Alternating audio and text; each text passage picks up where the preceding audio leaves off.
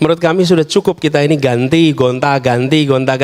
Kita yang berada di pemerintahan tahu persis kok bahwa rakyat itu nggak peduli mau siapa yang jadi wali kota gubernur, yang penting adalah mereka dapatkan manfaat. Yang penting adalah mereka dapatkan manfaat. Sahabat Bang Gonzales dimanapun berada, kali ini kita akan saksikan betapa cerdasnya ini seorang Anies Baswedan dalam gagasannya menuju Indonesia maju dalam ekonomi.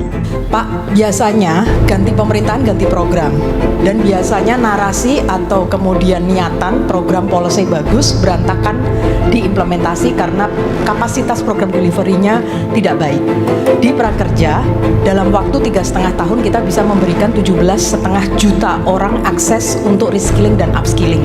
Yang tadi Bapak sebutkan UI, UGM, CSO, kemudian BINUS, Hino, kemudian United Tractors yang mengajari bagaimana maintenance bulldozer sama eskavator ada di Prakerja.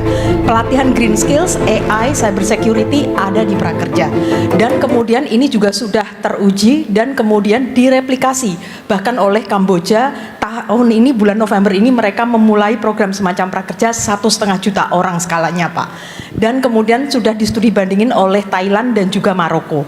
Pertanyaan saya Pak, dan ini pertanyaan sejuta umat Pak, karena 1,5 tahun saya keliling Indonesia, selalu media maupun masyarakat, audiens tanya, apakah Prakerja akan dilanjutkan setelah 2024? Demikian Pak. Terima kasih. Silakan dijawab Pak Anies, singkat. Nanti ada pertanyaan lagi.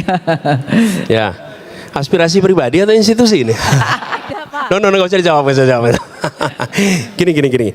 Kami punya prinsip, Bu, bukan dilanjutkan apa tidak. No, menurut kami sudah cukup kita ini ganti, gonta-ganti. Kita yang berada di pemerintahan tahu persis kok bahwa rakyat itu nggak peduli mau siapa yang jadi wali kota gubernur, yang penting adalah mereka dapatkan manfaat. Karena itu ada 4 pertanyaan yang harus dijawab ketika kita bicara perubahan. 1, apa yang harus ditingkatkan? Jadi change itu bukan menghentikan dan mengubah. Change itu adalah 4 aspek. 1, apa yang harus ditingkatkan? Jadi bentuk perubahannya apa? Ditingkatkan. Yang kedua, perubahan yang kedua, apa yang harus dikoreksi dari yang dikerjakan sekarang? Ya harus terbuka juga terhadap koreksi. Yang ketiga, apa hal yang harus dihentikan dari yang dikerjakan sekarang? Ini objektif aja nih. Yang keempat, apa hal baru yang harus dimasukkan? Nah, kebanyakan dari kita ketika bicara change itu dipikirin nomor 3 dan nomor 4 aja, Bu. Dan itu menurut saya bahaya. Jangan. Kita nanti merasain, saya dulu tugas di Jakarta. Habis itu begitu selesai tugas, ada perubahan. Nggak apa-apa, memang otoritasnya orangnya beda. Tapi kalau prinsip 4 itu dipegang, maka publik yang benefit. Apa yang ditingkatkan, apa yang dikoreksi, apa yang dihentikan, dan kalau itu dilakukan, maka perubahan itu teknokratik, not political. Teknokratik, kenapa? Karena begitu pertanyaannya 4 itu, jawabannya harus teknokratik, nggak bisa jawabannya non teknokratik ini. Dan ini Mbak Deni, yang kami melihat Indonesia ke depan dalam hemat kami harus mengembalikan teknokrasi menjadi pilot dari proses pembangunan di Indonesia. Pilotnya itu teknokrasi. Teknokrasi itu come up dengan option. Nanti political leaders melakukan eksekusi atas pilihan yang diberikan oleh teknokrat. Tapi jangan dibalik. Yang kami khawatirkan itu dibaliknya ke ujung. Saya terusin gitu ya, nggak apa-apa ya nih ya. Di ujung gini, si A punya minat investasi bidang ini, diberikan kepada negara, lalu negara kelihatannya menarik, nanti obrolin, kemudian diberikan kepada teknokrat, tolong cari justifikasinya. That's no good. Dan itu nggak terjadi. Kalau kita lihat 30 tahun Orde Baru kan dibalik, teknokrat di depan, pengusaha di paling belakang.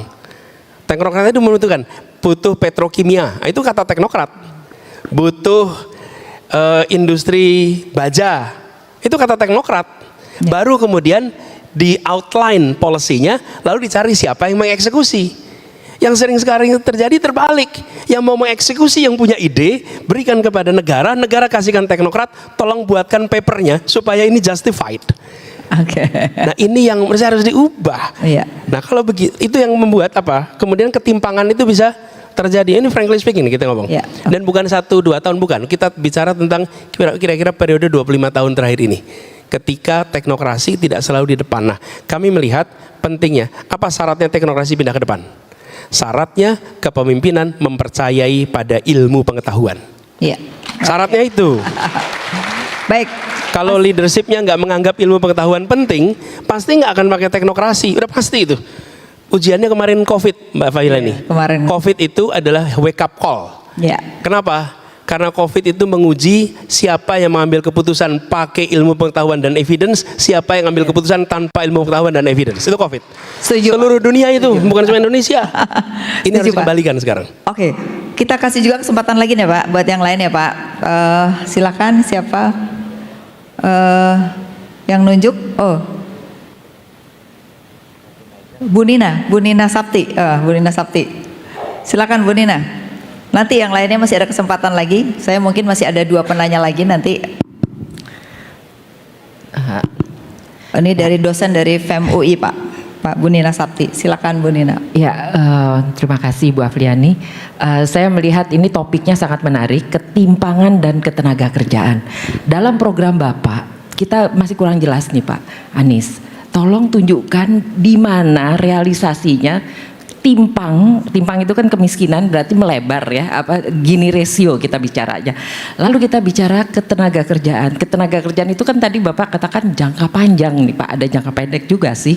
Nah sekarang tolong ditunjukkan perubahan apa dari yang ada sekarang menjadi ke depan menghapuskan ketimpangan dalam arti ringkas gitu ya. Jadi gini, tadi Bu Deni sudah mengumumkan prakerja begitu. Itu satu contoh bagaimana hasilnya itu diukur dari ketimpangan atau pertumbuhan atau apa begitu ya. Lalu yang satunya lagi itu kita melihat Bapak tadi mengatakan kualitas kan. Jadi kualitas sekaligus menghilangkan ketimpangan. Ya, Bapak tunjukkan tadi sudah kita mulai dari yang penyerapan tenaga kerja terbesar. Ya, kalau dalam dokumen Bapak saya baca itu ada pertanian yang dikemukakan. Mungkin itu Pak, kita ingin tahu realisasi praktis apa. Terima kasih. Silakan Pak Anies untuk menjawabnya. Jadi saya beri ilustrasi Bu, 2 wilayah yang berbeda. Seperti kawasan padat penduduk urban seperti Jakarta, di mana di situ ada pekerja atau ada unemployment, kira-kira orang-orang yang membutuhkan lapangan pekerjaan. Dan di sini ada beberapa model. Ada yang memang warga Jakarta membutuhkan pekerjaan. Yang kedua ada pekerja musiman yang datang ke Jakarta membutuhkan pekerjaan. Nah, bagi mereka yang membutuhkan pekerjaan di Jakarta, kami melakukannya. Contohnya adalah dengan memudahkan UMKM untuk bisa berusaha, karena itu penyerap lapangan pekerjaan paling cepat ketika di Jakarta. Apa contohnya? Yang membuat UMKM di Jakarta ini tidak bisa berkembang itu justru bukan urusan bisnis tapi urusan tata ruang. Kenapa? Karena kalau saya mau bikin usaha di rumah saya sekarang, saya mengajukan IUMK nggak keluar. Kenapa? Karena zonanya bukan zona usaha. Sementara usaha saya di rumah, catering, menjahit, pakainya garasi, nggak bisa. Begitu negara mengubah itu, semua wilayah dibolehkan untuk usaha, langsung saya menyerap 3, 4, 5 tenaga kerja yang ada di tetangga-tetangga wilayah saya. Kenapa? Karena diubah aturannya. Begitu aturan diubah, langsung tenaga kerjanya terserap. Jadi negara ketika bicara tentang penyediaan lapangan pekerjaan bukan semata-mata yuk dorong investasi. Enggak, apa sih constraint yang membuat UMKM penyerap tenaga kerja terbesar di Jakarta itu tidak bisa berkembang. Dan begitu mereka dapat UMKM, apa yang dapat zonasi diubah, maka mereka keluar IUMK, mereka dapat NPWP, mereka langsung masuk digital market. Begitu masuk digital market, maka mereka akan menjangkau semuanya. Kedua, Bapak Ibu mungkin ingat ya, di Jalan Jenderal Sudirman dulu pernah dilarang kendaraan roda 2 untuk lewat. Motor nggak boleh lewat, yang boleh hanya roda 4. Apa itu artinya Bapak sekalian? Di Jakarta ini distribusi barang menggunakan angkutan per hari 13,5 juta delivery. Yang lewat Jalan Sudirman 500.000 delivery per hari. Ketika jalan itu tidak bisa dilewati oleh motor, artinya makanan kecil, snack, pesanan-pesanan seluruh orang yang bekerja di kawasan itu tidak bisa diantar dengan motor. Begitu kebijakan itu di lifting, maka mendadak pusat kegiatan perekonomian urat nadi, salah satunya yang utama di Jakarta, tersambungkan dengan rumah-rumah. Mendadak usaha kecil-kecil di rumah yang menyerap tenaga kerja menemukan pangsa pasarnya. Itu contoh-contoh konkret yang bisa dilakukan. Jadi pendekatannya tidak deduktif tapi induktif. What is the core problem? Di situ kemudian negara membuat membebaskan, unlocking constraint-constraintnya sehingga tumbuh lapangan pekerjaan lewat usaha-usaha baru yang muncul. Gitu, Bu Nina. Ya. Terima kasih. Terima kasih Pak Anies. Nah, Pak Anies mungkin sebelum selanjut, ini ada yang menarik juga mengenai ekonomi hijau nih. Ini kan belum banyak dibahas ya. Tapi sedikit lagi, segini saya kelewatan. Kurang, oke. Yang tadi kan saya baru bilang urban. Oh, oke. Yang rural itu pertanian, peternakan, perkebunan itu didorong, diberikan ruang yang cukup karena itu menyerap tenaga kerja di desa-desa yang membuat mereka tidak harus migrasi ke kota. Kenapa kita di Jakarta ini menemukan pekerja musiman? Betul. Begitu mereka selesai tanam, jarak dari Jakarta 10 jam, selesai tanam, selesai itu mereka ke Jakarta cari kerja. Karena tidak ada aktivitas lain di desanya. Nah ini yang menurut saya sektor itu kenapa tadi kami sebut mereka bisa menyerap sampai 44% sudah tenaga kerja, tapi dia justru tidak mendapatkan perhatian untuk dorongan investasi